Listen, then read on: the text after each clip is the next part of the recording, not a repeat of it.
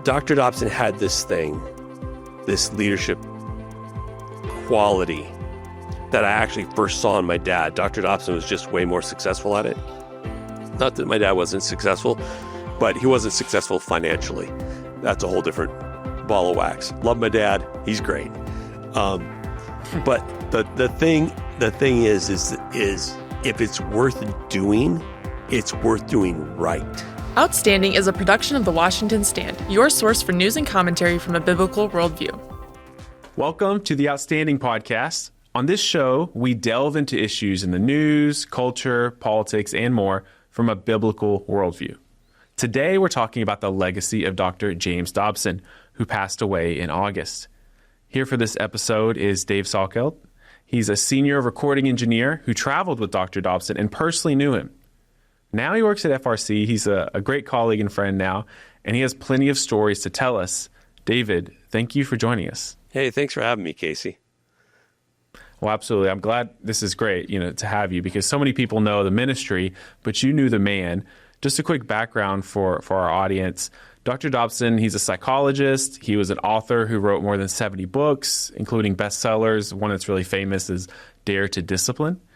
He hosted a daily radio program that aired on, at one point, 4,000 stations in North America, and he even advised 5 U.S. presidents. Of course, he founded Focus on the Family and was instrumental in the Family Research Council's birth from the very beginning. So as I said, many of us knew his ministry, but you knew him personally. Let's just start off. Can you tell us about how you met Dr. Dobson and the impact he had on you? Yeah, well, I'll tell you, the first time I actually met Dr. Dobson was in his film series, which was played at our church back in, I was barely driving, so I was 16, so probably 1981. And that's the first time I ever heard of him or had seen him. But I met him, Focus on the Family. My job at Focus on the Family was actually my first job out of college. So I was about 24. I started late. And he was in the studio, and we had one of our engineers was, I think he delayed by a flat tire or something. We had early morning recording session, and I got sent in there to adjust mics. And I just went in there to do my job. I was really super nervous about it.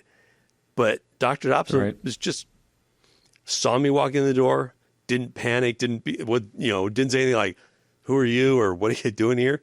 I just walked in, and he was just totally chill, totally calm, thanked me as I walked out the door.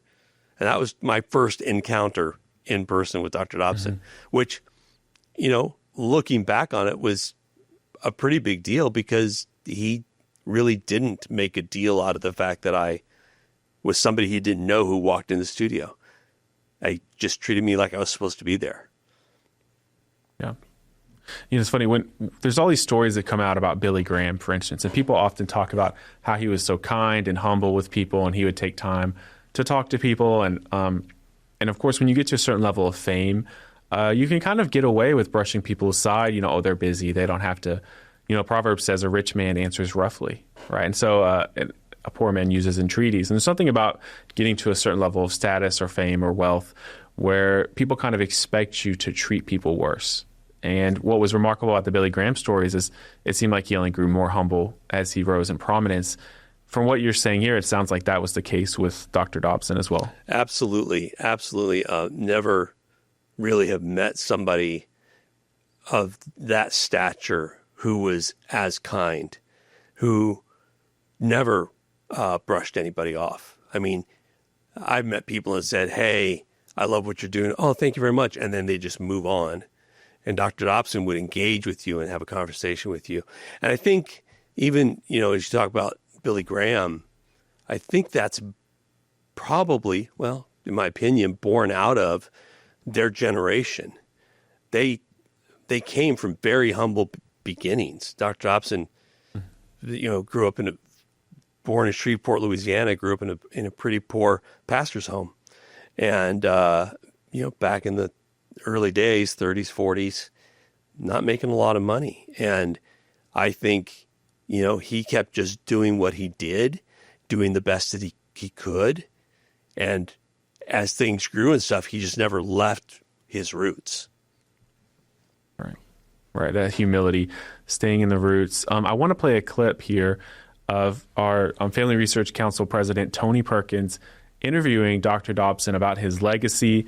It's a really interesting clip because they talk about the persecution that, they faced over these decades of standing up for life, of standing up for biblical sexuality. And it's a really interesting look. I want to get your reaction to it. Let's listen to that clip now. I know there's been times of discouragement where things didn't work out the way you thought they would or should. And I'm sure there was some temptations at times, maybe to step out of this arena and go where it was a little more friendly. What kept you at it? Tony, I never considered stepping away because I was called to this. My father told me right before he died that he had a vision of my reaching millions of people around the world. That was unheard of. That was crazy. Well, how could one lone voice here have the opportunity to speak in China and Russia and India and other places around the world? There's an anointing there. I don't know how to explain it. I certainly don't think I'm responsible for it. My job is just to be faithful and to hang in there. And I'm going to do that as long as I've got a voice. And today I don't have much of a voice, but it's craggy and I'm doing the best I can to talk over it. But we're not going to give up as long as I've got breath in my body. When you hear that, what does that make you think of as far as knowing him firsthand? That's him in front of the camera, but you knew him behind the camera. Well, I can tell you this, Casey, absolutely positive, witnessed by hundreds of people who've seen him at work at Focus on the Family. I've stories that have been on Facebook from former coworkers. He is exactly the same person that you saw or you heard if you were listening to the radio program. Exactly the same person in real life. He was always worried about your spiritual health. He was always concerned about your family. He was always concerned. A quick story. His family, his family meant everything to him. I mean, the fact that it's focused on the family is almost it's not comical, but the irony is very thick because he was really, really focused on his family. Dr. Dobson had a policy outside of when he was doing an interview with somebody in the studio. He took phone calls from his kids or Shirley whenever they happened. If he was in a meeting with anybody, meeting stopped, he took the phone call. Nobody left. He just took the phone call, found out what was going on, dealt with whatever needed to be dealt with, had a conversation even. Studio sessions where we would do opens and closes or fixes. We'd stop studio sessions. Dr. Dobson would engage with his family. And that was the thing that drove him at Focus was the thing that he had for his family, he wanted for everybody else's family. And his relationship with God powered that. You saw what he described there, his calling. You saw that every day. I mean, he remember this is dating me, obviously, 1991. Maybe it was 1990. 1990? 89? It could be 89. I started there in 1989. And shortly after I started there, he had his heart attack. And I think I'd been there 3 months. And I was like my first job out of college. And now I have to find another one because Dr. Dobson has had this heart attack. And he was, he came back. He was in the office like way earlier than he was supposed to be. Later on, he had a stroke. He talked about it on the broadcast. He came back to the office and came in and spoke to the employees like 2 weeks later. a complete miracle. And Right. it was, he always pointed back to God. That was the driving force. It was I don't think I saw a moment of hypocrisy with regard to his spiritual walk and how he portrayed himself outside of focus.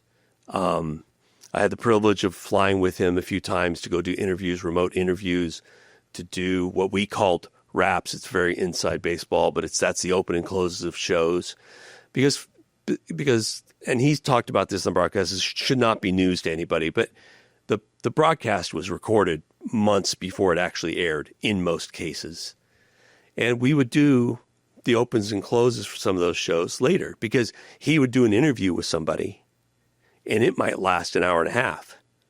And then we would cut that into 3 different shows. And so he would go back and do new opens and closes for the in-between parts. And we went, this is my favorite story, one of my favorite stories. We flew from Colorado Springs to Palm Desert. He had a little condo in Palm Desert he would go to write. And obviously he was very effective, prolific author. And we're on the airplane, and I was concerned about sitting on an airplane with Dr. Dobson for 2 hours facing him, because it was a bench seat and then 2 seats that faced the bench seat and then 1 seat that faced the front. I didn't want to be in one of those seats with my knees touching Dr. Dobson's, looking at him for 2 hours when he's sitting there with Shirley. Sure. It just was like there was an intimidation factor in my own brain. I look back on it now and I go, I wish I had sat in one of those back seats, because I didn't have anything to work on. The producers who were with us, they had notes they were taking and writing and stuff. I wish I would have sat there and talked to them. But regardless, I sat facing the front. And this story, while long, really goes to a couple of points. Dr. Dobson's humanity, how Dr. Dobson felt about the finances of Focus, and just how he interacted with people. So halfway through the flight, I'm sitting in the front seat facing away. And halfway through the flight, he comes back to me and he says, taps on my shoulder, look up a little startled. And he's like, hey, do you got any Tylenol? Shirley's not feeling well. Oh, yeah, hang on. I get my backpack. I pull out some Tylenol. He takes it back. Not a minute later, he comes back up, taps me on the shoulder again. And he was 6'3", I think. He was a tall guy. And this cabin was like 5'10". I was also ducking, walking through the plane. And he says to me, out of the blue, no idea it's coming, why do we need to spend $500,000 on new computers for production? Well, we were basically coming to the end of the life cycle of the computers, our first set of computers for digital editing. And we've been 5 years on the same computers, which is unusual at Focus. Every year they replace a quarter of the computers in the ministry. And I think actually FRC does the same thing. So you just try and not wind up in a bad spot. And I said, well, the few facts I know, here they are. I gave them to him. I wasn't in the working group that was, deciding what computers we needed, what direction we wanted, the timetable, nothing. And I answered his question. He goes back to his seat. I'm going to interrupt that story to say this. A month later, we had orders for new computers. This is about Dr. Dobson caring about how the ministry spent money. Because $500,000 is a lot of money, even for a big ministry like Focus, who was probably 800 or 900 employees at that point. And apparently, the story goes in the building, some VPs or directors had inserted pet projects into budgets, and they weren't always necessary things to be doing. Our VP, on the other hand, didn't. He never put anything in the budget. So as a result, we end up with this $500,000 thing. And Dr. Dobson And I think this is brilliant on a leadership level, and especially on the level of leading a ministry in which you're taking dollars that are donated to you by people and turning it into something for them. He would go into departments, and this is basically what he did with me on the airplane. He would go into departments and ask people at the working level, at the user level, hey, what do you think about this project? Is this something we should be doing? And then form a bigger opinion about it. It wasn't just the top level people that he talked to and said, hey, should we be doing this? It was people down at the grassroots. And the grassroots, even people who wrote into him, very important to him. Back to the plane. We get to Palm Springs. We load up the stuff into his car. There's too much of it. It's all their clothes for the next 2 months, plus all our equipment.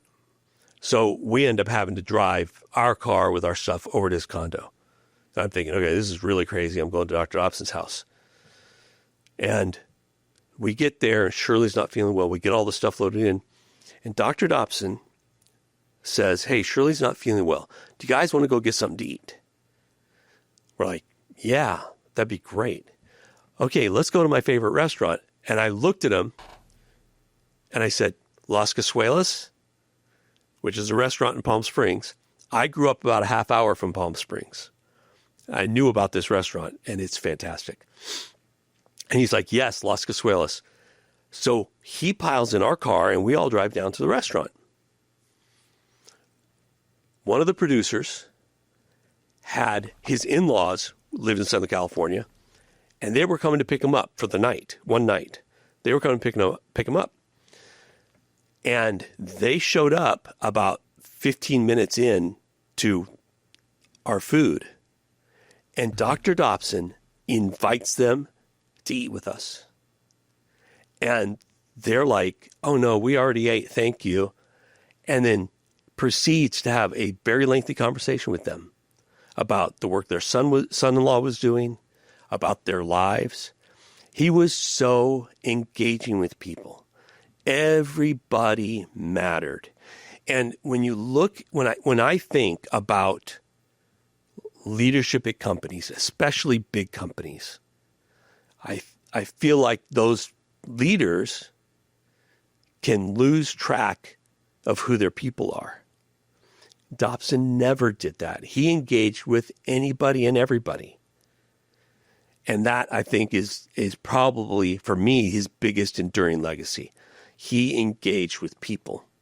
Yeah, I mean, so I love these details because, you know, it doesn't feel contrived at all, and this is not a PR push or something. It's just your experience, and you can start to learn things about these little details, taking the time to not be in an ivory tower, but to ask people, you know, what they thought. Not just one time on a plane with you, but it sounds like people throughout the organization, even at, you know, entry levels, and that speaks to humility. That I don't have it all figured out. That other people have something to inform to you. Is that how you read it as well? Oh, absolutely. He was so humble. I mean, I'm sure that there were things that he got to do because of who he was, but I never saw him push his way into anything. Right. He was all about, as far as the radio program goes, lifting other ministries up. He would find out, producers would find these ministries that were like, hey, this one guy is doing this camp for kids, and it's really focused on whatever it was, you know, Christian worldview or whatever. And it was this one guy and like 3 people were running this camp at his 50 acres of property. And then Dr. Dobson would say, let's have him on the show. And then they talk about the camp and what was going on there and how God was moving in their lives. And then Dr. Dobson would say, hey, if you want to go to his camp, here's his website, and we encourage you to go do that. And then all of a sudden these camps are hiring lots of people and expanding because this really big audience that Dr. Dobson had, who was really engaged, would start doing the things. They had been so impacted by Dr. Dobson in various ways, books, film series, radio show, that whenever he said, hey, you should do this thing, people would do it. It was such a big deal. And Dr. Dobson never wanted the credit for it. He would say, hey, this ministry, we might be, focus might have been in a kind of a neutral or negative spot financially, say for a period of a couple months. And we would have ministries come on and he would say like, hey, you need to support these people. He would not say you need to support us so we can support them. He would say, you need to support these people. And people would. Making it about other people was huge for Dr. Dobson. He always wanted to see people succeed, which was great. In fact, I didn't even plan on telling this story. Back in 2006, I had this dream kind of gig at Focus, but it had kind of a ceiling on it. And I wanted to kind of maybe find something new. And my wife found a job posting from FRC looking for a manager or director to kind of run their radio program. I'm like, hey, that might be something I want to do. So I applied. I didn't tell anybody. I was kind of raised in that environment of you don't tell people when you're looking for a job because you might get fired. Sure. I'm not even sure that would have happened. But I applied for this job, and they interviewed me, and they wanted me. And Tony Perkins, president of FRC, called Dr. Dobson to see if it was okay if they took him, because he felt like it was poaching. Even though I'm the one that applied, they hadn't come to me. And Dr. Dobson calls me up to his office, and I'm like, okay, principal's office moment here, right? And he said, listen, I just want you to know what DC's like. Tony called me, and if you want to take that job, I'm all for it. But I just want you to know what DC is like. And on all counts, he was correct. He was right about what DC's like. A very difficult place, especially for a kind of a laid-back Southern California kid who moved to Colorado because my job moved to Colorado when Focus moved to Colorado. But DC's a whole different animal. And but super supportive of me going. And that was just another thing. It's another great attribute that Dr. Dobson had, wanted people to succeed. Never a penalty for trying to find your way. I will tell you, I'm one of very, very few. I might be the only one. I don't know. I left Focus twice. And twice I came back and they accepted me back, and like as if I had never left. And that's kind of the ethos that Dr. Dobson had laid into that ministry. Well, I'm curious about his leadership style. You talked about how he treats people, a little bit about how, his fastidiousness with the money and taking care there. There's also, I think, something about excellence with a lot of these leaders. I think Tony carries that as well. Yes. And in leadership, what did you learn about him from the standard of excellence and leadership specifically?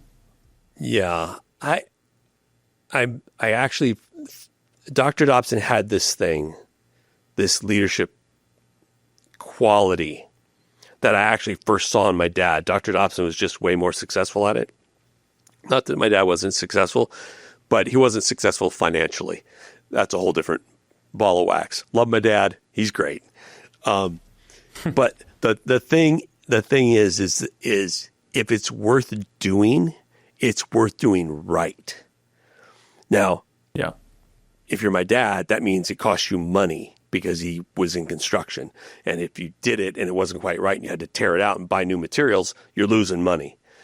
For Dr. Dobson, it was built into the plan. You had enough editors that you would be able to say, look, here's the mission. This is the thing I want to get done. And if it takes doing it over 3 or 4 or 5 times, even though this particular take in the world of audio or video, this particular take was 99%. I can do it better. And in control room, we'd be going, that was great. Why are we doing this again? And then he'd do it again, and you're like, okay, it was better. You were right.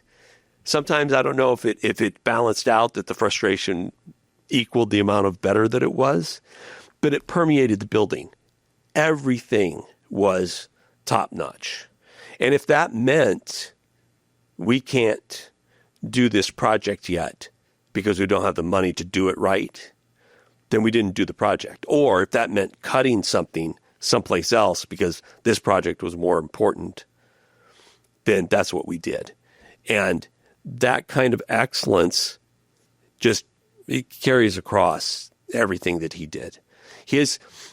Another story, speaking of excellence, his monthly newsletter was received by millions of people worldwide.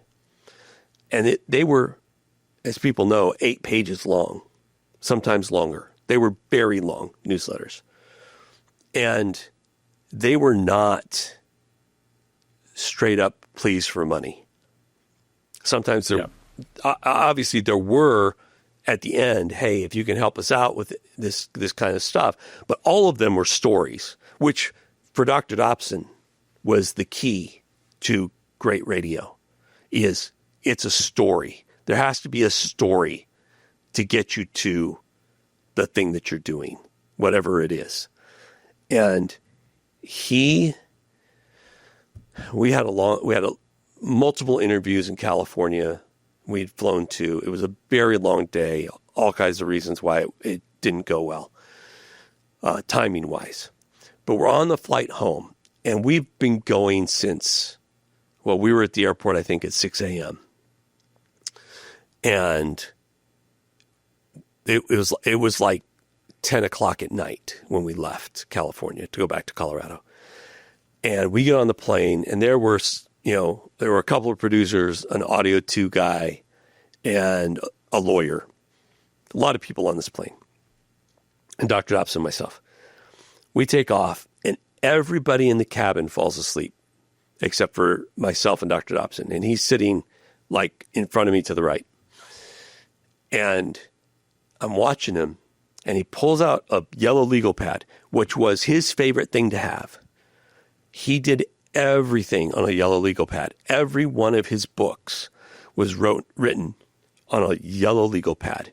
And if he had to rearrange things, he would cut the legal pad, the page, and then cut the other page and stick this one in between and then tape it. And he would have these scrolls of yellow legal pad for his books. So he pulls out a yellow legal pad and he starts writing and just writes and writes and writes and writes. For an hour and a half, he writes.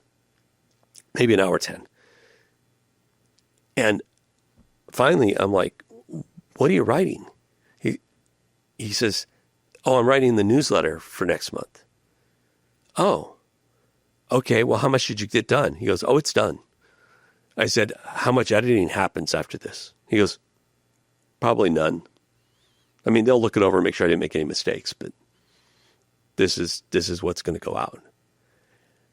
He was that good at writing. I learned so much from him about writing. Shockingly, not a writer. I'm an audio production guy primarily. But he taught me so much about writing that, honestly, if he would have written a book about how to write well, that would have been a bestseller as well. And it was that kind of that, and his ability to do that in an hour and a half and not need it to be edited, that's the excellence. And that's the excellence he expected of everybody, which, to be fair, not everybody liked. Sometimes people get a job, but Focus on the Family at one point at the peak, I think we had 1,400 employees. People in Colorado Springs, I mean, that was a major employer. Sometimes they got a job there just because they wanted a job there. And then they realize the standard at Focus. Mm-hmm. And I mean, if our audience, if they've had any interactions with Focus on the Family, I imagine not many of them have had bad interaction. They're very, very high standards. And that came from Dr. Dobson. He wanted it to be the best. That culture starts at the top. It's really hard to build that culture if the leadership doesn't have it, that care for people, that standard of excellence. And I love that, we have to have that in these organizations that are in DC, which is a city that in a lot of ways is supposed to be about excellence, and then also claiming the name of Christ. We can't show up and be substandard and then say we represent Christ. So I think that's really important. And David, we're running out of time here, but I want to give you, people love these stories. So, one more Dobson story to close us out. Dealer's choice here, your choice. What is something that you want people to know as we're honoring this huge legacy of Dr. Dobson? I think what I want people to know about Dr. Dobson's legacy is that if he wrote it down, it was important. And what I mean by that is if you have read any of his books, my favorite being When God Doesn't Make Sense, most people don't even know about that one. I think it's the most important book he wrote, When God Doesn't Make Sense. It's not about raising kids. It's about when life throws you a curveball and how you handle that. Outstanding book. Anytime he spoke, he had written all that stuff down. What he wrote down mattered to him greatly, and I think that's his legacy. I had the privilege of editing a few of his audiobooks, but in particular, I had the privilege of recording his last book while he was at Focus, which was Bringing Up Girls. And what impressed me the most in that, what turned out to be a couple of weeks of recording, was that Dr. Dobson, as I had said before, written this whole book on yellow pads. And then he cut it up, sent it off to the publisher. Publisher did what publishers do with manuscripts and got it to a galley. So a galley, for people who don't work in the publishing world, that's the last thing you look at before you print it. So you're looking at it just to make sure there's no little missed things. But unless it's a big deal, this galley is what we're printing. It's the final checkpoint. We were working from the galley for Bringing Up Girls when we were doing the audiobook. And he rewrote it from the galley.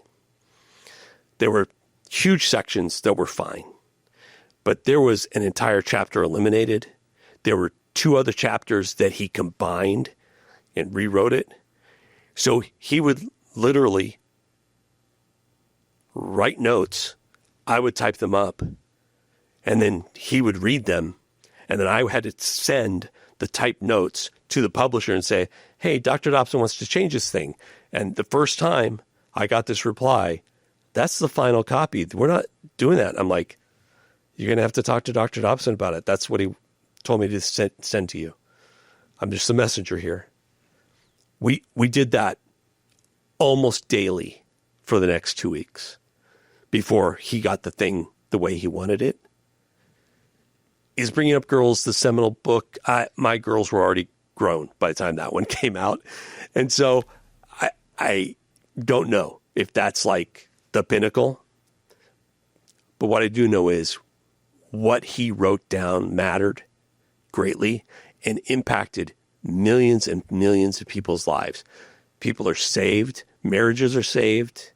Kids are raised better than they could have been because Dr. Dobson wrote stuff down. And I think that's ultimately on earth his legacy. In heaven, absolutely, the people who saved marriages he saved, and his commitment to weaving Christ into everything. But as far as the audience goes, it's what he wrote down. That's his legacy. Right. Well, it's a great point. I mean, over 70 books. There's a whole catalog online that people can go and look at right now and just take a look. To me, the most profound thing is that there's not a big asterisk by his name. Like, we've seen so many ministers and, That's right. Good people and just, men of God or leaders or whatever, who have had one scandal or another in the last, 5, 10, really maybe even 20 years. And it's discouraging sometimes. You wonder, what's going on here, but we don't have that here. And that's, such a testament and something really worth honoring. I'd love to address that. Dr. Dobson did the same thing Billy Graham did. Never was anywhere with a woman alone that wasn't his wife or his daughter, ever. I know people today call it the Mike Pence rule. Mike Pence was way after the fact. It was Billy Graham, Dr. Dobson.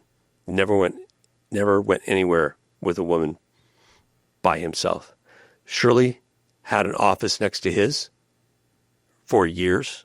I mean, all of the 90s and 2000s until he left Focus on the Family. And I'm sure she had an office next to his at the next place he went. Shirley was always there. He adored Shirley. And Shirley was a great wife to Dr. Dobson. It was a complete and total focus on his family. I mean, I said that earlier.